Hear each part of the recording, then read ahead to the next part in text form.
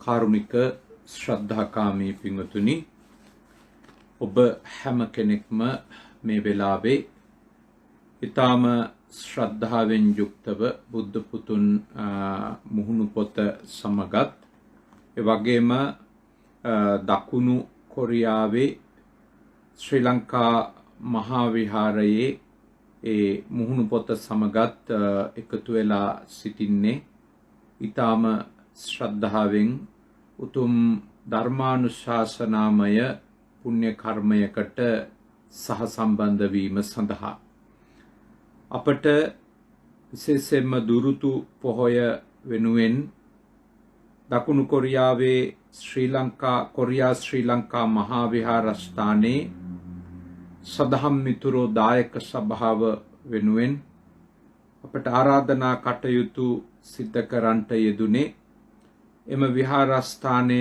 නිර්මාණය කරන්නට අපකැප වුණු එහි විහාරාධීශ්වර එහි ප්‍රධාන අනුශාසක දොන්ගුන් විශ්වවිද්‍යාලයේ කතිකාචාර්ය රාජකීය පණ්ඩිත ආචාර්ය පූජනීය තල්ගමුවේ ධම්මකිත්ති සාමීන්ද්‍රයාණන් වහන්සේ උන්වහන්සේ තම දායක පිරිස වෙනුවෙන් බොහෝම ගෞරවාදරයෙන් ආරාධනා කර සිටියා මේ උතුම් පින් කටයුත්ත සිද්ධ කරලා දෙන්නට කියලා.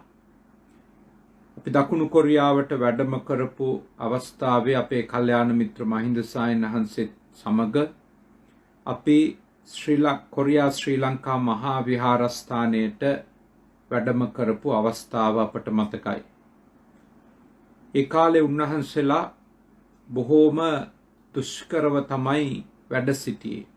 මං හිතන්නේ මගේ මතක විදියට කන්ටේනර් පෙට්ටි වලින් හදපු කාමරවල තමයි උන්වහන්සේලා විහාරස්ථානය බොහෝම සුළු පුංචි ඉඩකඩක පවත්වාගෙන ගියේ.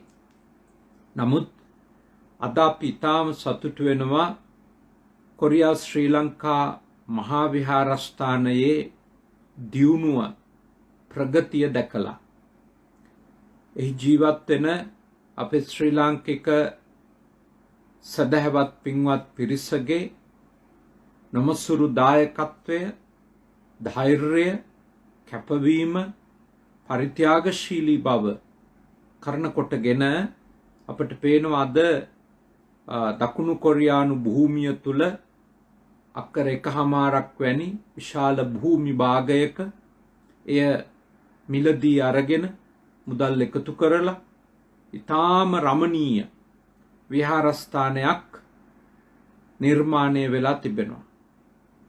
මේ දිනවල නම් හිම වැටිලා බොහෝම ලස්සනට පන්සලේ ස්වභාවය දැක්වෙන පින්තූරු පෙළක් අපේ ස්වාමීන් වහන්සේ අපට එවලා තිබුණා. ඉතින් අපේ විහාරස්ථානයේ වර්තමාන දියුණුව දැකලා අතිශයින් සතුටටපත් වෙනවා. ඒ වගේම අපේ පූජනීය ස්වාමීන් වහන්සේත් වර්තමාන දායක සභාවේ සභාපතිතුමා ඇතුළු ඒ සදහම් මිතුරෝ දායක සභාවේ පින්වත් සියලුම සමාජික මහත්ම මහත්මීන්ලගේ ඒ කැපවීම ගැන අපි අතිශයින් අගය කරනවා.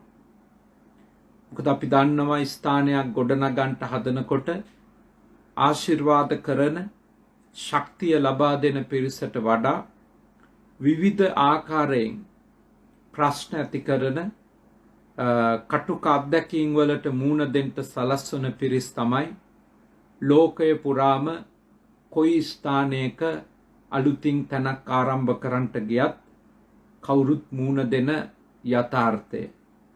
නමුත් ඒ සියලු අභියෝගවලට නොසැලී මුහුණ දීලා විවිධ නෛතික ප්‍රශ්නවලට මුහුණ දීලා ඊටාම වටින භූමියක් මිලදී අරගෙන සම්මා සම්බුද්ධ ශාසනය වෙනුවෙන් සිව්දිගින් දකුණු කොරියාවට වැඩම කරන මහා සංඝ රත්නයට පහසුවෙන් වැඩ සිටින්නට එහි ජීවත් වෙන ශ්‍රී ලාංකීය ප්‍රජාවට ඊටාම ආධ්‍යාත්මික ජීවිතය දියුණු කර ගැනීම සඳහා මහෝපකාරී වෙන ස්ථානයක් නිර්මාණය වෙලා තිබීම ගැන අපි අතිශයින් සතුටු වෙනවා. මම දන්නවා කොරියා ශ්‍රී ලංකා මහා විහාරස්ථානය හුදෙක් කොරියාවේ සිටින ශ්‍රී ලාංකික පිරිසට විතරක් සේවාවක් සලසන විහාරස්ථානයක් නෙමෙයි. අපේ තල්ගමුවේ පණ්ඩිත සායන් වහන්සේගේ මඟ පෙන්වීමත් අනෙක් වැඩ ඉන්න සායන් වහන්සේලගේ මඟ පෙන්වීමත් නිසා ලංකාවේ දුෂ්කර පන්සල්වලට, පාසල්වලට, දහම් පාසල්වලට, ඒ වගේම විවිධ අර්බුදකාරී ප්‍රශ්න නිසා පීඩා විඳින බොහෝ දෙනෙකුට ද්‍රව්‍යමය වශයෙන්, මූල්‍යමය වශයෙන් ශිෂ්‍යාධාර ලබා දෙමින් විශාල මෙහෙවරක් කොරියා ශ්‍රී ලංකා මහා විහාරස්ථානය අපේ මව්බිම වෙනුවෙනුත් සිදු කරගෙන යනු ලබනවා. ඉතින් ඒ සියලු කටයුතු මැද්දේ මාසිකව විශාල පිරිසක් සීල භාවනා වැඩසටහනකට හැම පොහොය දවසකම සම්බන්ධ වෙනවා. නමුත් මේ කාලේ තිබෙන වසංගත තත්ත්වය නිසා ඔන්ලයින් තාක්ෂණය ඔස්සේ තමයි මේ වැඩසටහන් මාලාව සිද්ධ කරගෙන යන්නේ. ඉතින් අපිට ආරාධනා කළා සජීවීව බුද්ධ පුතුන් මුහුණු පොත ඔස්සේ ධර්මානුශාසනාවක් සිද්ධ කරලා දෙන්නට කියලා. අපි ඒ ගැන නැවතත් සතුට පළ කරනවා, පුණ්‍යානුමෝදනා කර සිටිනවා අපිට ආරාධනා කිරීම ගැන. මේ පින්කමේදී මූලිකව අපේක්ෂා කරනවා මහා විහාරයේ වැඩ සිටින දුල්වල වංගීස ස්වාමින් වහන්සේගේ මෑණියන් වහන්සේ වන PWG අනුලාවතී මාතාවටත්, බරවාකුඹුකේ විමලතිස්ස සායන් වහන්සේගේ පියාණන් වන GK විජේපාල ආදරණීය පියාණන් වහන්සේටත්, තල්ගමුවේ ධම්මකිති සායන් වහන්සේගේ පියාණන් වන NG හීම්බණ්ඩා පියාණන් වහන්සේටත්, පාගොඩ සරණ ස්වාමින් වහන්සේගේ පියාණන් වන ජේ මහින්දසේන පියාණන් වහන්සේටත්, ඒ වගේම මහා විහාරස්ථානයේ ගොඩනගන්ට කැපවී ක්‍රියා කරන සියලුම දෙනාගේ නමින් මිය පරලෝ ගියපු සියලු ඥාති හිත මිත්‍රාදීන්ට පින්පෙත් අනුමෝදන් කරමින් ආශිර්වාද කරමින් තමයි මේ උතුම් පුණ්‍ය කටයුත්ත සිදු කරනු ලබන්නේ. විශාල පිරිසක් මේ වෙලාවේ සජීවීව බුද්ධ පුතුන් සමග වගේම මහා විහාරයේ ඒ මුහුණු පොත සමගත් YouTube නාලිකාව සමගත් එක් වෙලා මේ ධර්මානුශාසනාව ශ්‍රවණය කරන බව අපි හොඳින් දන්නවා. ඉතින් ඔබ කොතනක සිල් සමාදන් වෙලා හිටියත්, කොතනක ඉඳන් මේ ධර්මානුශාසනාවට සහසම්බන්ධ වෙලා හිටියත්, හැම දිනාටම මේ වෙලාවෙත් පසුව බුද්ධ පුතුන් YouTube නාලිකාවෙන් වගේම ශ්‍රී ලංකා කොරියා මහා විහාර YouTube නාලිකාවෙනුත් මේ ධර්මානුශාසනාව පසුවත් ශ්‍රවණය කරගන්නට අවකාශයක් උදා වෙන බව මේ මොහොතේදී සිහිපත් කරන්නට ඕනි. දැන් අපි මේ මාස දෙකකට අධික කාලයක් පුරා ඊටාම ශ්‍රද්ධාවෙන්, ඊටාම සතුටින් අපේ පින්වත් පිරිස සමග වටින දහම් මාතෘකා කීපයක් සාකච්ඡා කරමිනු ඉන්නේ. ඒ මහා මංගල සූත්‍රය ඇසුරු කරගෙන අද දවසට නියමිත මංගල ධර්මය ලෙස තිබෙන්නේ තපෝච බ්‍රහ්මචරියංච අරිය සත්‍යාන දස්සනං කියන ගාථා ධර්මයේ තිබෙන තපෝච කියන මංගල ධර්මය තමයි අද ඔබත් එක්ක අප සාකච්ඡා කරන්නට බලාපොරොත්තු වන්නේ, අපේක්ෂා කරන්නේ. නිසා හැමෝම ඉතාමත් හොඳින් මේ ධර්මානුශාසනාවට ඔබේ අවධානය යොමු කරන්නට කියලා ඉල්ලා සිටිනවා. ඒ වගේම තව පිරිසකට මේ දේශනාව ශ්‍රවණය කරන්නටත් අවකාශය සලසා දෙන්නට පුළුවන්කම තිබෙන බව මේ වෙලාවේදී සිහිපත් කරන්නට ඕනේ. පින්වතුනි, මොකක්ද මේ තපස කියලා කියන්නේ? පාලියේ එය විස්තර වෙන්නේ පාපකේ ධම්මේ තපතිති තපෝ. එහි අර්ථය වන්නේ පාපයන් තවාද එවත් නැති කෙරේද ඒ ධර්මය තප නම් වේ. තප්පස නම් වේ කියන එක තමයි එයින් අදහස් වෙන්නේ. ඒ කියන්නේ පව් තවනවා, පව් නැති කරලා දානවා, අකුශල ධර්මයන් දුරු කරලා දානවා කියන නාමයෙන් තමයි තප නැත්තම් තපස කියන වචනය පාලියෙහි යෙදිලා තියෙන්නේ. ඒ හින්දා අපි අවබෝධ කරගන්න ඕනේ මේ මංගල ධර්මය තුල භාග්‍යවතුන් වහන්සේ අපිට දියුණු කරගන්න කියලා දේශනා කරන්නේ කුමක්ද? පව නැත්තම් අකුශල ධර්මයන්, පාප ධර්මයන් දුරු කරන, තවන, නැති කරන, ඒවා අපේ సంతාණයෙන් උපුටා දාන්නට, ඉවත් කර දාන්නට, නැත්තම් පාලනය කරන්නට උපකාර වන ධර්මතා දියුණු කරගන්නට කියලා. දැන් අද අපේ කොරියන් ශ්‍රී ලංකා මහා විහාරයේ දායක පිරිස අද සිල් සමාදන් වෙලා ඉන්නවා. එතකොට ඒ සීලය කියන ධර්මයක් තපසක් තමයි. සීලය කියන ධර්මයක් තපසක්. මොකද ඒ තුලිනුත් කරන්නේ කෙලස් යම්කිසි ආකාරයකට හෝ දැවීමක්, තැවීමක්, එවැගේම කෙලස් දුරු කිරීමක්, කෙලස් පාලනයක්, ක්ලේශ ධර්මයන්හි සංසිඳුණු බවක් ඇති කිරීමක්. දැන් අපේ සිතේ ක්ලේශ ධර්මයන් පවතින රටාවන් තුනක් අපි ඉගෙනගෙන තිබෙනවා අපේ ධර්මයට අනුව. අනුසය, වීතික්කම සහ පරියුට්ඨාන කියලා. දැන් අනුසය අවස්ථාවේ පවතින ක්ලේශ ධර්ම කියන්නේ තාම ගැඹුරුම සිත තුළ අපිට කිසිදු ආකාරයකට සමහර විට පේන්නේවත් නැති තරම් ඊටාම දැඩි ලෙස අභ්‍යන්තරිකවම තැම්පත්ව තිබෙන ඒ අකුසල ධර්මයන් තමයි එයින් අදහස් කෙරෙන්නේ. ඊළඟට අවදි වීගෙන එන කෙලෙස් සිතුවිලි වලට යම්කිසි සිතුවිල්ලක් ඇතුලෙන් අභ්‍යන්තරිකව අවදි වීගෙන එන අවස්ථාවට අපි කියනවා පරියුට්ඨාන අවස්ථාව කියලා. ඊළඟට වීතික්කම අවස්ථාව කියලා කියන්නේ ඔය ක්ලේශ ධර්මයන් වැగిරෙන නැත්නම් එළියට ප්‍රකාශනයකට ලක් වෙන නැත්නම් ප්‍රකට වෙන අවස්ථාව වීතික්කම අවස්ථාව. එතකොට අන්න ඒ අවස්ථාවේදී අපි සීලය උපකාර කරගත්තොත් ඒ කෙලෙස් කායිකව හෝ වාචසිකව හෝ ඉදිරිපත් වෙද්දී එළියට එද්දී කෙලෙස් ධර්මයන් වචන විදියට හරි කායික ක්‍රියාකාරකම් විදියට හරි එළියට එනකොට වීතික්කම තත්ත්වයට එනකොට අර අභ්‍යන්තරේ කැළතිච්ච අවසුණු රුදුරු තත්වයට පත්තුණු සිතුවිලි එළියට එනකොට අන්න ඒව පාලනය කරන්න, තදංග වශයෙන් පාලනය කරන්න, තවන්න තියෙන එක ක්‍රමයක් තමයි සීලය.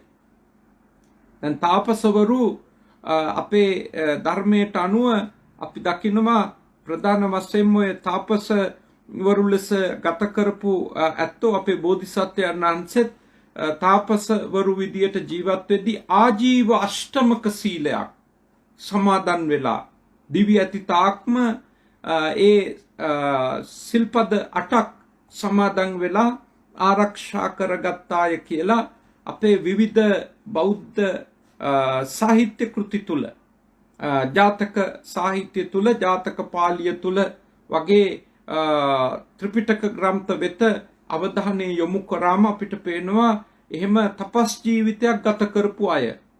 ඒත් කරලා තියෙන්නේ ආජීවාෂ්ටමක සීලය වැනි සීලයක පිහිටලා, පංච සීලය වැනි සීලයක පිහිටලා තමන්ගේ අර අභ්‍යන්තරයෙන් අවිස්සලා එළියට එන කෙලස් ධර්මයන් යටපත් කරමින්, පාලනය කරමින් තමන්ගේ ආධ්‍යාත්මික දියුණුව උදා කරගන්නට කටයුතු කිරීම තමයි අපට එහිදී දකින්න ලැබෙන්නේ. එතකොට සීලවන්ත වීමෙන්, සිල් රැකීමෙන් තදංග ප්‍රහාණයක් සිද්ධ වෙනවා කෙලෙස් වල. එනම් ද්වේෂය තිබුණත් ද්වේෂය නිසා ප්‍රාණඝාතය කියන අකුසල කර්මය කරන්නේ. එතකොට ද්වේෂය අභ්‍යන්තරිකව තිබෙනවා. ද්වේෂය සම්පූර්ණයෙන් දුර වෙලා නැහැ. හැබැයි ප්‍රාණඝාතය කියන අකුසල කර්මය කරන්නේ නැහැ කියලා පාණාතිපාතා වේරමණී කියන සිල්පදයේ සමාදන් වුණාම අර වීතික්කම අවස්ථාවේදී කායික අසංවරයක් ඇතිවීම නවතිනවා. වාචසික අසංවරයක් ඇතිවීම නවතිනවා. ඒ තමයි ඔය වීතික්කම අවස්ථාවේදී සීලය නිසා කෙලෙස් තබන, කෙලෙස් සංසිඳුවන, තදංග වශයෙන් හරි කෙලෙස් ප්‍රහීන කරන උතුම් ක්‍රමවේදය, උතුම් මාර්ගය ඒක. එනිසා ඔබ සීලයක පිහිටලා කටයුතු කිරීම අද දවසේ, අද උපෝසත අෂ්ටාංග සීලයෙහි අපේ පින්වත් දායක පිරිස පිහිටා සිටිනවා. තව පිරිසක් අද උදෑසන නැගිට්ටට පස්සේ බුද්ධ වන්දනා කරන්නට පෙර ආතුව පංචශීලය සමාදන් වෙලා ඇති. එතකොට ඒ සීලයක පිහිටා සිටීමත් තපසක් තමයි. එතකොට ඔබ අද ගත කරන ජීවිතය අද දවස තවුසෙක් වගේ නැත්තම් තාපසෙක් වගේ ගත කිරීමක් තමයි සිල් සමාදන් වෙලා කටයුතු කරනවා නම් ඔබ ගත කරන දවස අපිට අඳුන්වන්නට පුළුවන්කම ලැබෙයි. ඊළඟට තපෝ කියන වචනය අපට තවදුරටත් මුණ ගැහෙනවා අර සියලු බුදුරජාණන් වහන්සේලා අපිට වදාළ අනුශාසනා ගාථාවන්හි. කම්ති පරමං තපෝති තික්ඛා නිබ්බානං පරමං වදන්ති බුද්ධා නහි පබ්බජිතෝ පරූපගාති සමනෝ හෝති පරන් විහෙට යම්තෝ. එතකොට ඒ ගාථා ධර්මයේ කන්ති පරමං තපෝති තික්ඛා ඉහළම තපස ලෙස කම්ති ඉවසීම පරම තපසක් ලෙස නැත්තං කම්ති ගුණය උතුම් තපසක් ලෙස ඒ තථාගත දේශනාව තුළ අපට අවධාරණය කරනවා. ඉවසීමත් එතකොට තපස් ගුණයක්. දැන් මම ඔබට කලින් කරපු ධර්මානුශාසනාවකදී අවධාරණයක් කළා, පැහැදිලි කිරීමක් කළා කොයි විදියටද කම්ති ගුණය කන්තිච සෝවචස්සතා සමනානංච දස්සනං කියන ගාථා ධර්මයේ විග්‍රහ කරද්දී කම්ති ගුණය කොයි විදියටද ශාන්තිවාදී තාපසතුමා විදියට අපේ බෝධිසත්වයන් වහන්සේ පුහුණු කරගත්තේ කියලා ඔබට කියපු කතන්දරේ මං හිතනවා තවම මතකයි කියලා. දැන් බලන්න එතුමා තාපසතුමෙක් විදියට ඉඳගෙන කම්ති ගුණය තමයි දියුණු කළේ. අර කලාබු රජ්ජුරුව කම් දෙක කපද්දි, අත් දෙක කපද්දි, නාහේ කපල දාද්දි එතුමා ඉවසීම කියන ගුණය මදකින්වත් විඳවට ගත්තේ නැහැ. එක එක කොටස් කප කසෙන් 1000ක් ගහලා ඉස්සරහට තව 1000ක් ගහලා පිටිපස්සට ගහලා ඇහුවා. දැන් තියෙනවද ඔය ධර්මෙ? එතුමා සඳහන් කරපු කාරණා ඔබට මතකයි. මගේ ඉවසීම කියන ධර්මයේ තියෙන්නේ හැමේ නෙමෙයි. මගේ ඉවසීම කියන ධර්මයේ තියෙන්නේ නාහි නෙමෙයි. ඒව කැපුවට ඒක නවතින්නේ නැහැ. ඒක ඉවර වෙන්නේ නැහැ. ඒ තාපසතුමන්ගේ ශාන්තිවාදී තාපසතුමන්ගේ ඒ උදාර ප්‍රකාශනය ඔබට මම විශ්වාස කරනවා අනිවාර්යයෙන්ම මතකයි කියලා. ඉතින් ඉවසීම කියන්නේ උදාර තපසක්. කවුරු හරි කෙනෙක් තපස් රකින්න කියලා වනාන්තරයට නොගියට යම්කිසි කෙනෙක් ඉවසීම කියන උදාර ධර්මය පුහුණු කරනවා නම් තමන්ගේ එදිනෙදා ජීවිතයේදී එයා ඒ පුහුණු කරන්නේ තපෝ ගුණයක්. ඉවසීම කියන්නේ තපෝ ගුණයක්. තපස්වීන් නැත්නම් තාපසවරු නැත්නම් පව් වලින් නිදහස් වෙන්න, අකුසලයෙන් නිදහස් වෙන්න, කටයුතු කරපු ඇත්තොන්ගේ ගාව තිබිච්ච උදාර ගුණයක් තමයි ඒ දිනු කරන්නේ. දැන් සිද්ධාර්ථ තාපසතුමා තමන්ගේ තාපස ජීවිතය තුළ තවුසෙක් ලෙස ගත කරපු 6 අවුරුද්දකට ආසන්න කාලය තාම දුෂ්කර වෘත සමාදන් වෙලා හිටියා. ඒව තුලත් බලාපොරොත්තු වුණේ ඒ කාලේ ඉතින් ಭಾರತයේ පිළිගත්තු ක්‍රමනේ. ಭಾರತය තුල පිළිගත්ත මෙන්න මේ විදියට හැසිරුණොත් මේ වගේ වෘත සමාදන් වෙලා හිටියොත් මේ වගේ ප්‍රතිපත්ති රැක්කොතින් පව් තැවෙනවා කියලා. පව් නැති වෙනවා, අකුසල් දුරු කරන්න පුළුවන් කියලා. ඒ විදියට ඇත්ත වශයෙන්ම අපේ බෝධිසත්වයෝ 6 අවුරුද්දකට ආසන්න කාල පරිච්ඡේදයක් අවුරුදු 29න් ඒ ගියාට පස්සේදී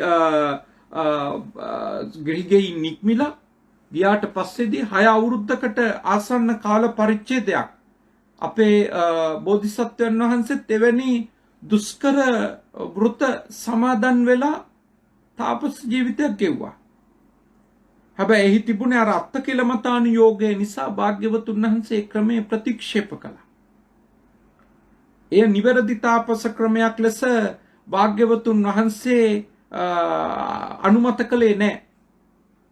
ඒ තාපස ජීවිත භාග්‍යවතුන් වහන්සේ කියන්නේ ගිනි මැල ගහගෙන පව් තවන එක, රත් වෙච්ච ගල්තලාවල නිදාගෙන පව් තවන එක, සීතල ජලයේ කිමිදිලා උදේ පාන්දර පව් තවන්න කියලා හිතන එක, ඒවා භාග්‍යවතුන් වහන්සේ බුද්ධත්වයට පත් වුණාට පස්සේ ප්‍රතික්ෂේප කළා. ඒවා ඊටාම දුක්ඛිත ප්‍රතිපදාවන් කියලා තමයි භාග්‍යවතුන් වහන්සේ පෙන්වා දුන්නේ. හීනෝ අනරියෝ දුක්ඛෝ අනරියෝ අනත්ත සංහිතෝ කියන වචන. ඒ සිද්ධාර්ථ තාපසතුමා විදියට ඒ ගත කරපු කාලේ ගෙවපු අත්තකිලමතානුයෝගී ජීවිතය පිළිබඳව උන්වහන්සේගේ විවේචනය වුණා. ඒ ක්‍රමයෙන් කවදාවත් දුකින් නිදහස් වීමක් නැහැයි කියන එක භාග්‍යවතුන් වහන්සේ අවධාරණය කළා. ඒ නිසා භික්ෂුන් වහන්සේලා විසින් අත්තල යුතු ඒ අන්ත දෙකෙන් එකක් ලෙස දෙමේ භික්කවේ උභෝ අන්තා පබ්බජිතේන නසේවි තබ්බා කියපු ඒ දහම් පාඨය තුල අවධාරණය කළේ මොකක්ද? සේවනයේ නොකල යුතු අන්ත දෙකක් තියෙනවා. එකක් තමයි අත්තකිලමතානුയോഗය. දැන් මේ අත්තකිලමතානුയോഗී අන්තය තුල කෙනෙක් ඉන්නකොට එයා තාපසෙක් විදියට ඉඳගෙන යම් කිසි ආකාරයක වෘත සමාදන් වීමක් කළොත්, සිල් නෙමෙයි වෘත සමාදන් වීමක් කළොත් වෘත ආරක්ෂා කරන කෙනෙකු ලෙස නම් එයත් කටයුතු කරන්නේ ඒක බෞද්ධ ක්‍රමය නෙමෙයි. වෘත සමාදන් වෙච්ච තාපස ක්‍රමය බුද්ධාගම අනුමත කරන්නේ නැහැ. පව් තවන්න කියලා කන්නේ නැතුව ඉන්න එක, නොනිදා ඉන්න එක, කොණ්ඩේ කපන්න නැතුව ඉන්න එක, රැවුල් වවාගෙන ඉන්න එක, නොනා ඉන්න එක, ගිනිගත්තු ඒ ගිනිමැල මැදට වෙලා වටේට ගිනිමැල ගහගෙන ඉන්න එක, ඒවා බුද්ධාගමේ අනුමත කරන්නේ. ඒ දුෂ්කර වෘත සමාදන් වීම අර සීලබ්බත පරාමාස කියලා කියන්නේ. එවැනි වෘත වලට තිබෙන අපේ ඒ බැඳීම ඒකත් එක්ක කවදාවත් දුකින් නිදහස් වීමක් නැහැ. ඒක සංයෝජනයක්. ඒක දුකින් නිදහස් වෙන්න තියෙන බාධක ධර්මයක් ලෙස තමයි තථාගතයන් වහන්සේ අපිට පෙන්වලා දීලා තියෙන්නේ. ඒ නිසා මම ඔබට යෝජනා කරනවා ඔබ හැම කෙනෙක්ම තාම හොඳ බෞද්ධයින් ලෙස ඔබ තුල භාග්‍යවතුන් වහන්සේ දේශනා කරපු තපස් ක්‍රම දියුණු කරගන්න. එකක් සීලය, දෙවැන්න ඉවසීම කියන තපස. ඉවසීමේ ගුණය දියුණු කරගන්න. ඊළඟ කාරණේ තමයි ඉන්ද්‍රිය සංවරය කියන එක. ඒකත් උදාර තපස් ගුණයක්. ඉන්ද්‍රිය සංවරය. දැන් අපේ ඇස කියන්නේ ඉන්ද්‍රියක්, චක්කු. කන කියන්නේ තව ඉන්ද්‍රියක්, සෝත. ඊළඟට නාසය කියන්නේ තව ඉන්ද්‍රියක් ගාන, ඊළඟට දිව කියන්නේ තව ඉන්ද්‍රියක් ජීවහා, කය කියන්නේ තවත් ඉන්ද්‍රියක් කාය, මනසත් මන ඉන්ද්‍රිය ලෙස පෙන්වනවා. මෙන්න මේ ඉන්ද්‍රියන්ට හමු වෙනවා අරමුණු. මේ ඉන්ද්‍රියන්ට අරමුණු මුණ ගැහෙනවා. මොනවද මුණ ගැහෙන අරමුණු? රූප, ශබ්ද, ගන්ධ, රස, ස්පර්ශ. මනසට ධර්ම කියලා කියනවා. එතකොට මෙන්න මේ ඉන්ද්‍රියනුත් අරමුණුත් හමු වෙන වෙලාවේ අපි සංවරයක් ඇති කරගත්තොත් එය උතුම් තපස් ගුණයක්. ඉන්ද්‍රියත් අරමුණුත් එකිනෙකට මුණ ගැසෙන වෙලාවේ සිත ඒකට එකතු වෙලා සිතුවිලි පරම්පරාවක් උපදවන්නට සූදානම් දෙන අවස්ථාවේ යම් කිසි කෙනෙක් යෝනිසෝ මනසිකාරය කියන උතුම් ධර්මය දියුණු කරගත්තෝතින් නුවණින් මෙනෙහි කිරීම නම් වූ උතුම් ධර්මය නුවණින් දැකීම, නුවණින් මෙනෙහි කිරීම, නුවණින් ඒ අරමුණත් ඒ තුල පහළ වෙන සිතත් තමන්ගේ ඉන්ද්‍රියත් පිළිබඳව පූර්ණ දැනුවත් භාවයක්, සවිඥානික භාවයක් ඇති කරගත්තෝතින් අන්න එතෙන්දී ඔබගේ මනස තුල භයානක ක්ලේශ ධර්මයන් ඇතිවීම වළක්වා ගැනීම නම් වූ තපස ඔබට දියුණු කරගන්න පුළුවන්. මොකද අපි ඇහැට රූපය හමු වෙන වෙලාවේ රූපය නිසා අපිට ඇතිවෙන වේදනාවන් තියෙනවා. වේදනාවන් කියන්නේ සුඛ, සැප වේදනා තියෙනවා. දුක්ඛ, දුක් වේදනා තියෙනවා. අදුක්ඛ මසුඛ උපේක්ෂා සහගත වේදනාවන් තියෙනවා. දැන් ඔය හමු වෙන ඔය අපට ඇති වෙන වේදනාවක් අපි කියමුකෝ සුඛ කියලා, සැපයි කියලා. ඇහැට රූපයක් හමු වෙනවා. ඒ හමු වෙන රූපය නිසා අපේ ඇහැ තුලින් හමු වෙන ඒ දර්ශනය වෙන දකින රූපය නිසා හිතෙහි උපදිනවා මහ සැපසහගත වේදනාවක්. හරි ලස්සන රූපයක්. ඇහැට විශාල ප්‍රියජනක බවක්, සුවපත් බවක් දැනෙන්න පටන් ගන්නවා. සුවයක්.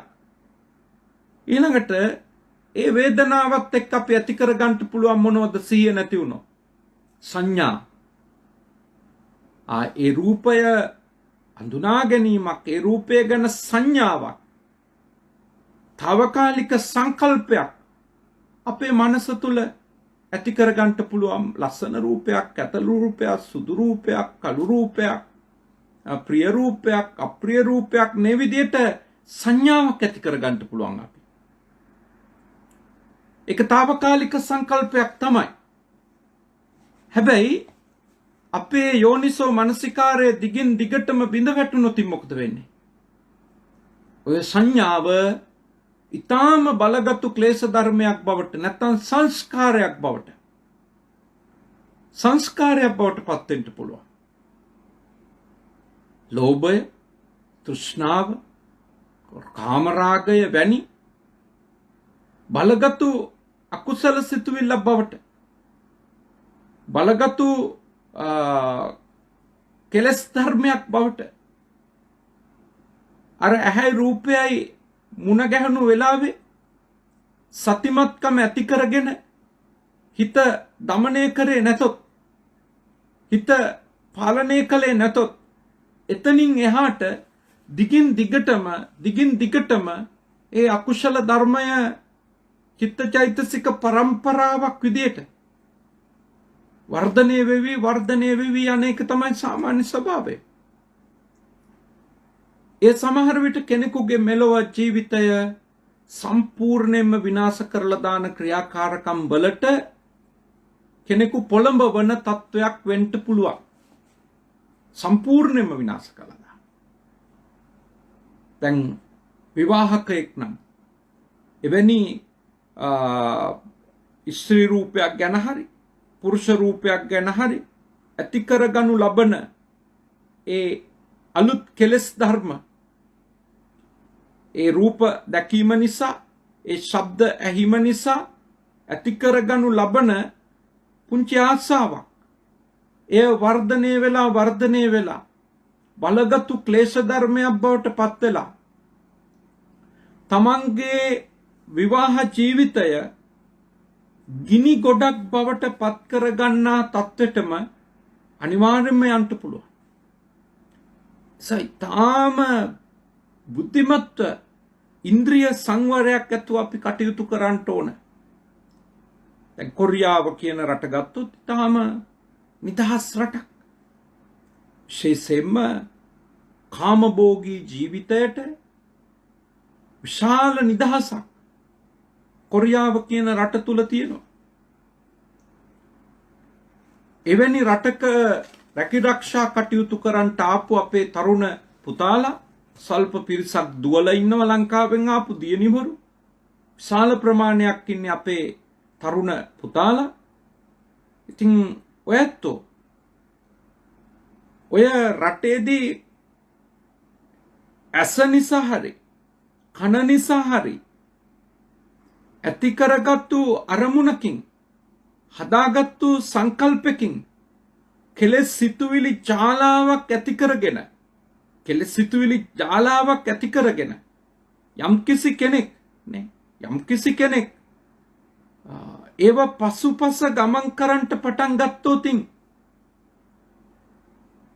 එයා කොච්චර දුක් මහන්සි වෙලා හරි හම්බ කරන මුදල් ටික මතක තියාගන්න දන්නේම නැතුව ඔය රටේම වියහියදන් වෙලා යන්න පුළුවන්. ලංකාවේ මුදලින් ලක්ෂ 3-4ක් සමහර වෙලාවට 5-6ක් හම්බ කරනවා වෙන්න පුළුවන් මාසෙට. හැබැයි ඔබ ඔබේ ඇහැ කියන ඉන්ද්‍රිය සංවර කරගත්තේ නැතොත් ඇසත් එක්ක තාපසයෙක් විදියට කටයුතු නොකරොත් ඇසෙහි දමනයක් ඇති කරගත්තේ නැතොත් දන්නේම නැතුව ඔබ ඔය රටෙන් හම්බ කරන ඒ ලක්ෂ 5ක මුදල හෝ 3-4ක මුදල ලංකාවේ අම්මා තාත්තටවත් ලංකාවේ ජීවත් වෙන බිරිඳටවත් දරුවන්ටවත් ස්වාමි පුරුෂයාටවත් කාටවත් යවන්න දෙයක් ඉතුරු නොකරම දන්නේම නැතුව ඔක්කොම ඔය රට ඇතුළෙම විනාශ වෙලා යන්න තියෙන ඉඩකඩ අනිවාර්යයෙන්ම වැඩි. එනිසා බොහෝම පරිස්සම් වෙන්න ඕනේ අපේ තරුණ දරුවෝ.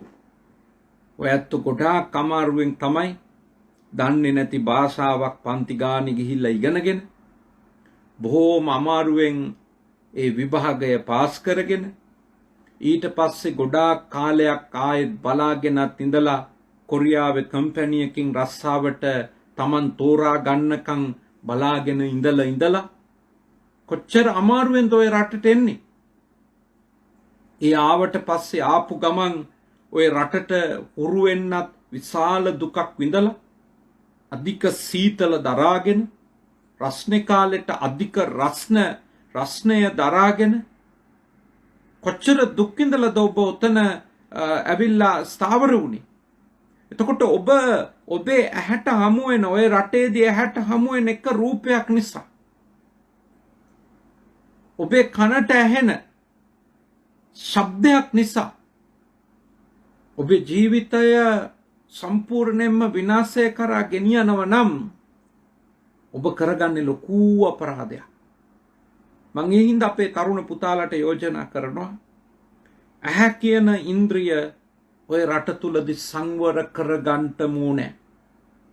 මොකද ඔය රට තුල මම දන්නවා හැමදේම නිදහස්.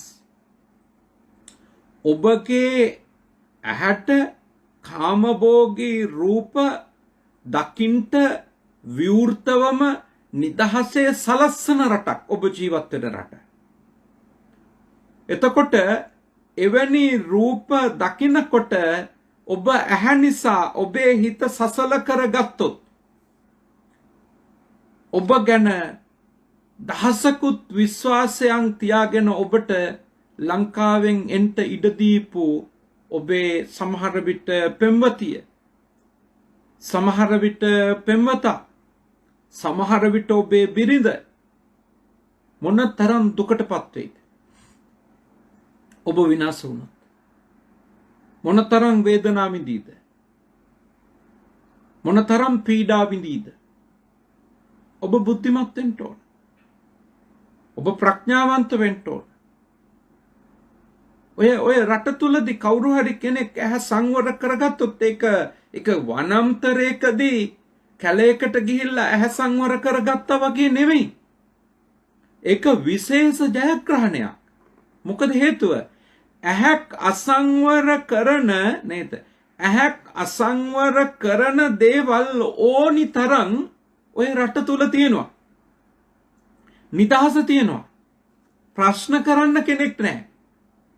එතකොට එවැනි තැනක ඔබ අසංවර නොවී හිටියොත් අන්න තපෝ ගුණය. තපෝච කියන්නේ ඒවට. තපෝච කියන්නේ ඒකට. ඒ නිසා බුද්ධිමත් වෙන්න. ළඟට කන. තාම ඔබගේ කනට ඊටාම මිහිරි ප්‍රියජනක තෙපුල් වලින් ආමන්ත්‍රණය කරන, කතා කරන, ඔබව අමතන බොහෝ අය ඔය රටේදී අනිවාර්යෙන්ම ඔබට මුණ ගැහෙන්න පුළුවන්. අනිවාර්යෙන්ම මුණ ගැහෙන්න පුළුවන්. එතකොට එවැනි හඬකට ඔබ මුසපත් වුණොත්, ඔබ ඒ කනයි ඒ හඬයි එකට එකතු වෙන වෙලාවේ ඇති වෙන සිතුවිල්ල ගැන, ඇති වෙන හැඟීම් ගැන ඔබ කල්පනාකාරී උනේ නැතොතින්, ඔබේ විනාශය ආරම්භ වෙන්නේ ඒ ශබ්දය එක්ක වෙන්න පුළුවන්. ඒ එකම හඬ ඔබේ මුළු ජීවිත ගමනක් වෙනස් කරපු හඬක් වෙන්න පුළුවන්. ඒ එකම දර්ශනය ඔබේ මුළු ජීවිත ගමනම අනිත් පැත්තට හරවපු දර්ශනය වෙන්න පුළුවන්. පරිස්සම් වෙන්න ඕනේ එකයි. සමහරු ආර්ථිකමය වශයෙන් පරිහානියට යන්න ඒ හේතු වෙන්න පුළුවන්. සමහරු තමන්ගේ මුළු ජීවිතයම සදාකාලිකවම සුව කරන්නට බැරි රෝගියෙකු බවට පත් වෙන්න ඒ රූපය, ඒ ශබ්දය හේතු සාධක වෙන්න පුළුවන්. විය හැකි ඉඩ තියෙනවා. ඒ නිසා අපේ තරුණ දරුවෝ ලෝකෙ කොහේ ජීවත් වුණත්, කොරියාවේ නෙමෙයි, ජපානයේ නෙමෙයි, මැද පෙරදිග වෙන්න පුළුවන් කොයි රටක ජීවත් වුණත් ඉන්ද්‍රිය දමනය කියන, ඉන්ද්‍රිය සංවරකම කියන උදාර තපෝ ගුණය තමන් තුළ දියුණු කර ගන්න ඕන. මේ කෙස් වැටියක් උඩට බැඳගෙන පැන්කෙන්ඩියක් අරගෙන කැලේකට වෙලා ඉන්නවා කියන එකම නෙවෙයි නියම තපස්කම. රූප පේන තැන්වල රූපත් එක්ක සිහි කල්පනාවෙන් වැඩ කරනවා, රූපවල මානසික වහලෙක් නොවි. අන්න ඒක තමයි නියම තපස්කම. ඊළඟට ශබ්ද තාම මිහිරි ප්‍රිය අවසන සුළු ශබ්ද ඇහෙන තැන්වල ඇවිස්සෙන්නේ නැතුව, ශබ්දයෙහි වහලෙක් වන්නේ නැතුව යම්කිසි කෙනෙක් කටයුතු කරගෙන ජීවත් වෙනවා නම් ඒ නියම තාපස ජීවිතයක්. ඔබ ඒ ගෙවන්නේ නියම තාපස ජීවිතයක. ඒ නිසා ඔබ හොඳට නේ ඔබ හොඳට මේ දේවල් අවබෝධ කරගන්නට ඕනේ. ඊළඟට සමහර වෙලාවට අපි දකිනවා රසයට වහල් වෙලානේ මත් වතුර ආදී දේවල් පානය කරන අය යම් ආකාරයක එහි රසය එක්කනේ ලොල් වෙන්නේ, මත් ගතිය ගන්නේ ඒ රසත් එක්කනේ. එතකොට එයාගේ දිව පිනවීම කියන තෘෂ්ණාවත් එක්ක ඇති කරගනු ලබන මත් ගතිය නිසා මොන්න තරම් අවමන් සහගත තත්වයන් තමන්ගේ ජීවිතයට උදා කර ගන්නවා. සමහරු මත්ද්‍රව්‍යවල අබ්බැහි වෙලා හම්බ කරන හැම සතයක්ම ඒවට යට කරලා නාස්තිම වෙලා යනවා. සමහරු ඒ මත් වතුරට මත්ද්‍රව්‍යයට දිව පිනවීමේ තෘෂ්ණාවට ලොල් වෙලා ඊළඟට රණ්ඩු සරුවල් ඇති කර ගන්නවා. රණ්ඩු සරුවල් ඇති කරගෙන ඔය රටවල් වල ඉන්න බැරි තත්වයකට තමන්ටපත් කරගන්නව විතරක් නෙමෙයි, ශ්‍රී ලාංකිකයෝ කියන්නේ මෙන්න මේ වගේ මොලයක් නැති ජාතියක් කියලා ලෝකෙටත් කියනවානේ. මේ පසුගිය දවසක ජපානයේ ප්‍රවෘත්තිවල මම දැක්කා මේ ශ්‍රී ලාංකිකයෝ දෙගොල්ලක් ඒගොල්ලෝ ගහගෙන කණ්ඩායම් දෙකක් ගහගෙන පත්තරෙත් තියනවා මේ ටීවී එකෙත් කියා ලංකාවේ ගෞරවය. මගේ මිත්‍රයෙක් මට කිව්වා ජපන් ජාතිකයෙක් ඇහුවා කියලා මොකද ඔයගොල්ලෝගේ අය එහෙම ගහගන්නේ මොකක් වෙලාද කියලා. පිට කට්ටියක්ද ගහලා තියෙන්නේ කියලා. මගේ මිත්‍රයා කියලා තුන නෑ පිට අය කවුරුත් ගහලා නෑ. අපේම අය තමයි කියලා. ඒ කියන්නේ මේ බෝතලයක් දැක්කම ලෝකේ අන්තිම අරක්කු බෝතලේ හම්බ වෙච්ච වගේ පතුල පේනකම් බොනවා. බීලා ඊළඟට සත්තු වගේ කුලල් කනවා. ලෝකේ කොහෙත් උමයි. සංගීත වැඩසටහනක් තිව්වොත් ලංකාවෙත් ලෝකෙ හිටියත් බොහෝ ශ්‍රී ලාංකිකයෝ ගුටි ඇනගෙන පුටු කඩලා ඒ සංගීත භාණ්ඩත් පොළවේ ගහලා එතන තිබිච්ච සතුට සාමය ඔක්කොම ටික නැති කරලා දාලා අනිත් මිනිසුන්ගේ බාහිරින් ආපු මිනිසුන්ගේ ජීවිතවලටත් ප්‍රශ්න ඇති කරලා තමයි ඒක ඉවර කරගන්නේ. බොහෝ අය හැමෝම නුනට බොහෝ අය එහෙමයි. මං ඉල්ලා සිටිනවා එවැනි පරිහානිකර ඊටාම පහත් ගණේ අවර ගණේ හැසිරීම් වලට අපි ලෝකේ කොයි රටේ හිටියත් යන්න හොඳ නැහැ. ඒකෙන් අපේ මාතෘ භූමියේ ගෞරවයට මොකද වෙන්නේ? අපේ මාතෘ භූමියේ මිනිස්සු මෙන්න මේ ජාතියේ මිනිස්සුය කියලා මේ ජාතීන් අතර කලකෝලහල කරන රණ්ඩු වෙන බිව්වතින් එදාට වටේ පිටේ මිනිස්සුන්ට නිදා ගන්න නැති කරන හූ කියන ගල් ගහන නටන ලතෝනි දෙන මිනිස්සුය කියලා රටේ ලෝකේ මිනිස්සුන්ට මේ අනිත් ජාතීන්ට තේරුණොත් කුලියට කාමරයක්වත් දෙන්නේ නැතුව යනවා. ශ්‍රී ලාංකිකයෙක් කියලා දැනගත්තොත් එතෙන්ට අපි වැටෙන්න හොඳ නැහැ. ඒ ඔක්කොම වෙන්නේ අපි අපේ ඉන්ද්‍රියන් සංවර කරගත්තේ නැති වුණාම. ඉන්ද්‍රියන් සංවර කරගත්තොත් ඔය ප්‍රශ්න අපේ ජීවිතවලට එන්නේ නැහැ. මේ ජාතීන් හරි නිශ්ශබ්ද කමට, සාමකාමී බවට, කලකෝලහලයක් නැති කමට හරිම ඇලුම් කරන ජාතීන් දැන් මේ රටවල් වලට ඇවිල්ලා ලාංකිකයින්ට රැකිරක්ෂා ලබාගෙන ඒව කරගෙන ජීවත් වෙන්න දීපු අවස්ථාව ගැන අපි සන්තෝෂ වෙන්න එපායි.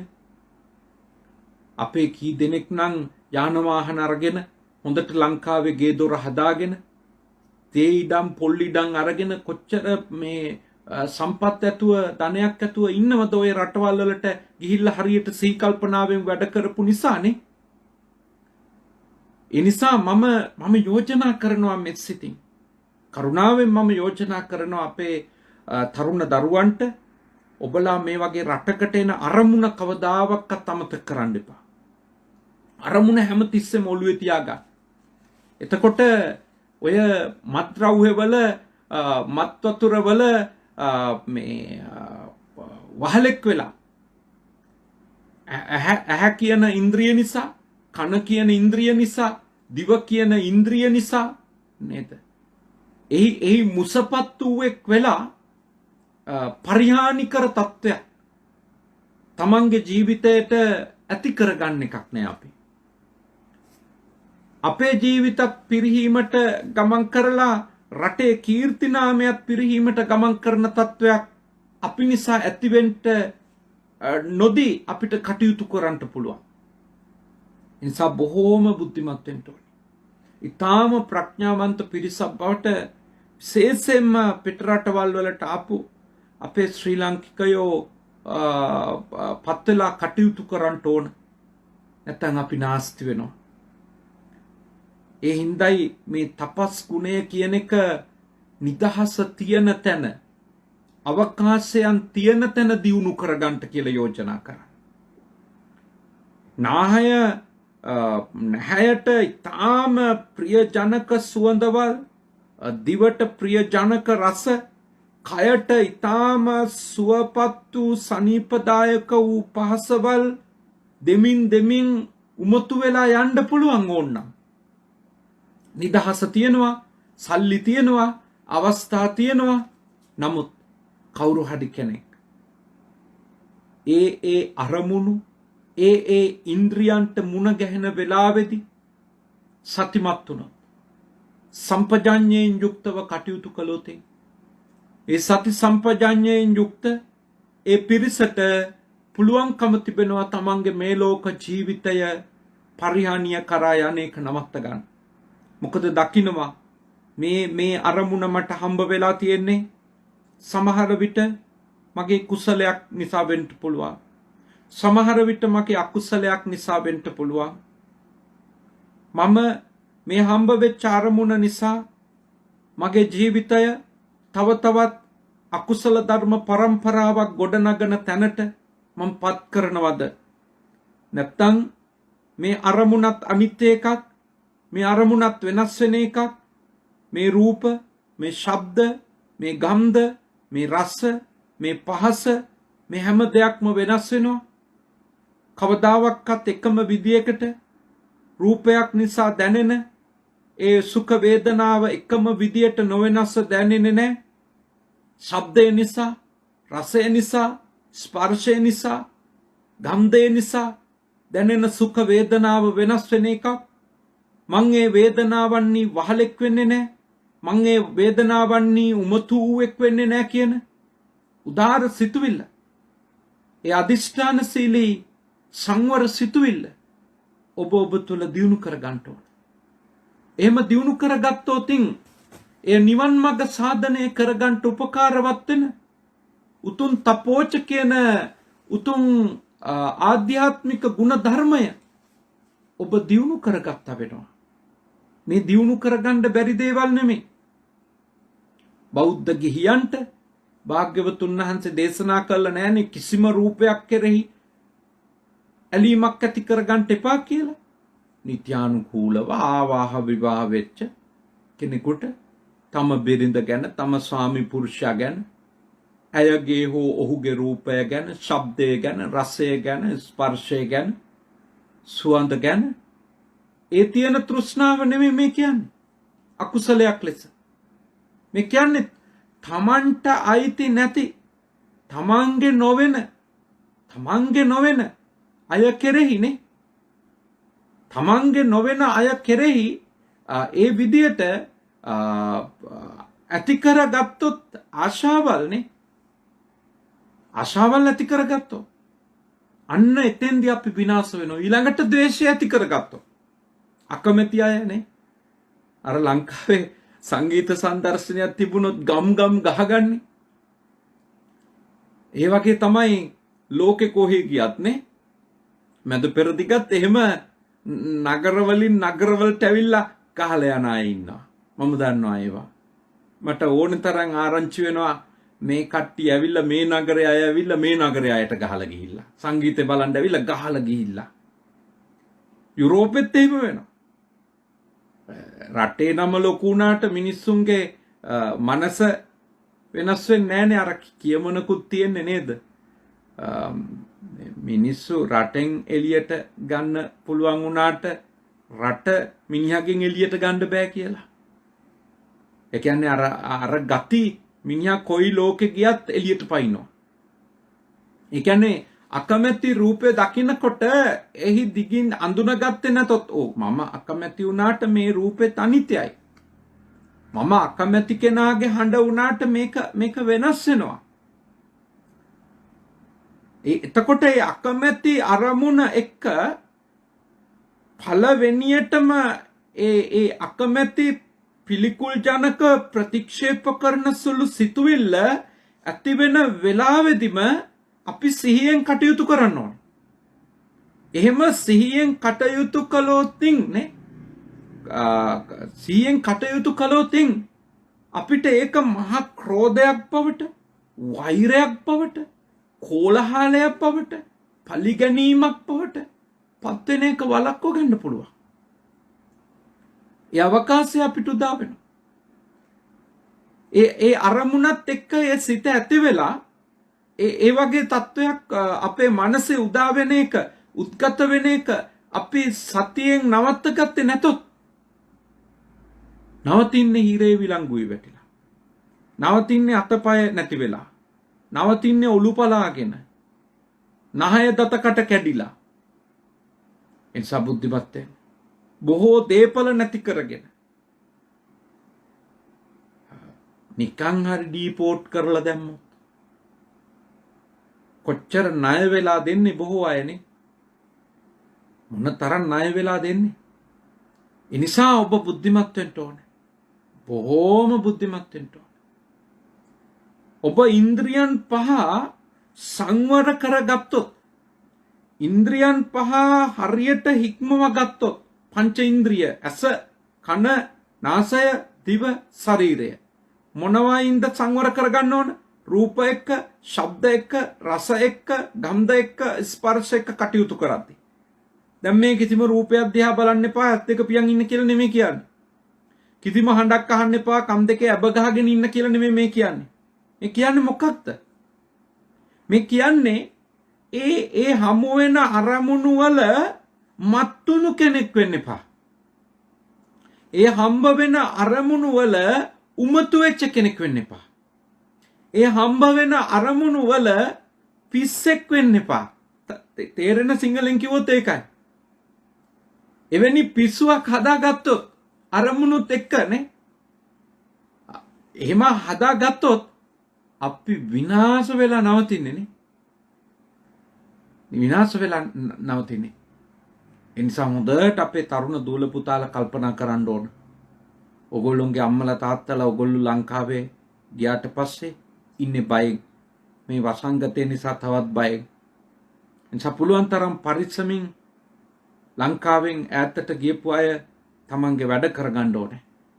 තමන්ගේ ජීවිතයට කරදරයක් නොවෙන්න. තමන් හම්බ කරන ධනයට කරදරයක්, ප්‍රශ්නයක් නොවෙන්න. තමන් ගැන විශ්වාස කරපු අයගේ විශ්වාසයට ප්‍රශ්නයක් ඇති නොවෙන්න. තමන්ගේ ජීවිතයට ප්‍රශ්නයක් ඇති නොවෙන්න. නෛතික කරදරයක්, හිරදඬුවම් ආදී දේවල් වලට නොවැටි ඉන්න. නේ. ගොඩාක් සතියෙන් තපස් රකින්න ඕන, තපස් රකින්න ඕන. ඔය සමහර අය කියන එකක් තමයි අපි මේ ආවිල්ලා ඉන්නේ තපස් රකින්න නෙමෙයි කියලා. ඉතින් තපස් රැක්කේ නැතොත් වෙන්නේ අර වගේ ප්‍රශ්න තමයි. තපස් රකින්නවා කියන්නේ ඇස් දෙක පියාගෙන පාර දිගේ යනවා කියන එකක් නෙමෙයි. කොණ්ඩේ රවුල් වවාගෙන ඒව උඩට ගැට ගහගෙන සුදු පිරුවටයක් පොරෝගෙන ටැන්කෙන්ඩියක් අතින් අරගෙන සැරේටියක් අතින් අරන් යනවායි කියන එකක් නෙමෙයි මේ කියන්නේ. මේ කියන්නේ හිත හදාගන්න කියලා. මේ හැම දෙයක් එක්කම හිත හදාගන්න. හිත හදාගත්තොත් අපි බේරෙනවා. අපි මේ ලෝකෙත් බේරගෙන, පරලෝක ගමනත් පරලෝක ජීවිතෙත් බේරගෙන ඉක්මනින්ම නිවන් දකින්න පරිසරයකුත් හදාගත හැකි. අවශ්‍ය කරන ආධ්‍යාත්මික පදනම ඔබට මේ තපෝච කියන උතුම් ගුණය දියුණු කරගත්තත් අනිවාර්යයෙන්ම ඔබට පසුබිමක් ඒ සඳහා හදාගන්න අවකාශය උදා වෙනවාමයිනේ. උදා වෙනවා.